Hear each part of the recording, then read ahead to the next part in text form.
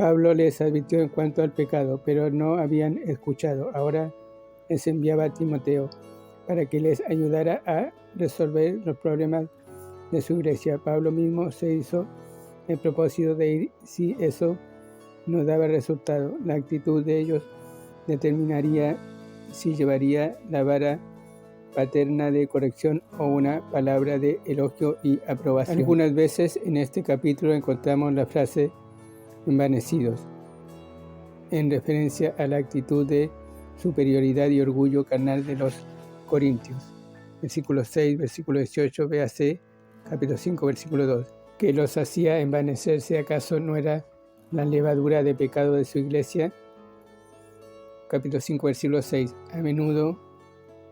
A medida que la levadura del pecado crecía, nos inflaba a una falsa espiritualidad.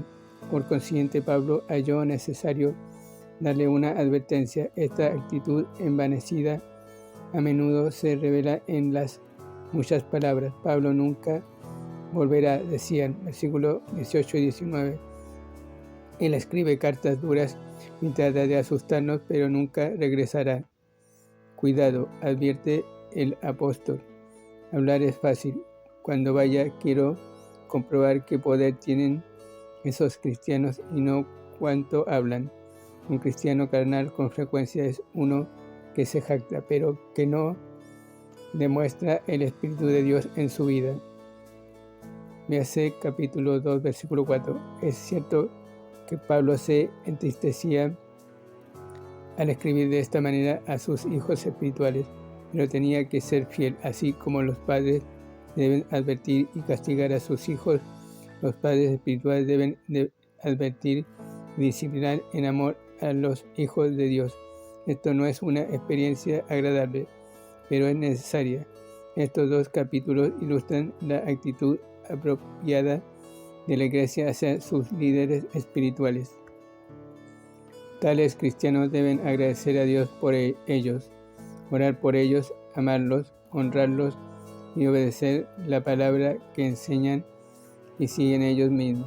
En una iglesia nunca debe haber la actitud mundana de exaltar a los hombres y a sus ministerios. ¿Qué los hacía envanecerse? ¿Acaso no era la levadura de pecado de su iglesia? Capítulo 5, versículo 6. A medida que la levadura del pecado crecía, nos inflaba a una falsa espiritualidad. Por consiguiente, Pablo halló necesario darle una advertencia. Esta actitud envanecida a menudo se revela en las muchas palabras. Pablo nunca volverá, decían, versículos 18 y 19. Él escribe cartas duras y trata de asustarnos, pero nunca regresará. Cuidado, advierte el apóstol. Hablar es fácil. Cuando vaya, quiero comprobar qué poder tienen esos cristianos y no cuánto hablan. Un cristiano carnal con frecuencia es uno que se jacta, pero que no demuestra el Espíritu de Dios en su vida. Véase capítulo 2, versículo 4. Es cierto que Pablo se entristecía al escribir de esta manera a sus hijos espirituales, pero tenía que ser fiel, así como los padres deben advertir y castigar a sus hijos. Los padres espirituales deben advertir y disciplinar en amor a los hijos de Dios. Esto no es una experiencia agradable, pero es necesaria. Estos dos capítulos ilustran la actitud apropiada de la iglesia hacia sus líderes espirituales. Tales cristianos deben agradecer a Dios por ellos, orar por ellos, amarlos, honrarlos y obedecer la palabra que enseñan y siguen ellos mismos. En una iglesia nunca debe haber la actitud mundana de exaltar a los hombres y a sus ministerios. De otra manera, Pablo hubiera indicado que la disciplinaran también. Qué terrible que un cristiano viva en pecado con una persona inconversa, mientras que la iglesia no hace nada al respecto. La iglesia estaba envanecida y se enorgullecía de su actitud liberal. Pablo les dijo que deberían haber estado lamentándose, y la palabra griega que usa aquí significa lamentar por el difunto. Más adelante compare el pecado de ellos con la levadura, y la levadura siempre eleva lo que infecta.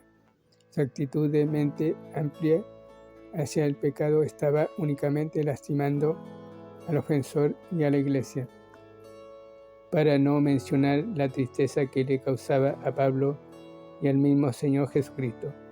Pablo juzga al hombre e incluye a la iglesia a excluirlo del compañerismo, pero no nos instruye Jesús que no debemos juzgar. Puede preguntar algunos, refiriéndose a Mateo capítulo 7. Sí, así es, pero eso no significa que debemos cerrar los ojos al pecado, que lo conocen tanto los santos como los pecadores. No podemos juzgar los motivos de otras creyentes, que es a lo que se refiere Mateo 7, pero podemos y debemos juzgar las acciones del pueblo de Dios. La disciplina la debe manejar toda la iglesia y no solo los líderes. Versículo 4.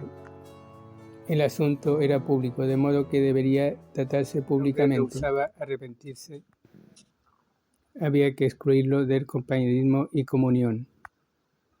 Entregar a Satanás al hombre. Versículo 5. No significa enviarlo al infierno, porque ninguna iglesia puede hacer tal cosa.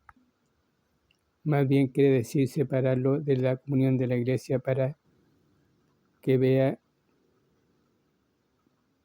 se vea obligado a vivir en el mundo controlado por Satanás, es decir, expuesto a la voluntad de Satanás. Juan capítulo 12, versículo 31, Colosenses capítulo 1, versículo 13. El propósito de tal disciplina no es perder un miembro, sino traer al pecador al arrepentimiento, para que vuelva a la comunión con la iglesia y con el Señor.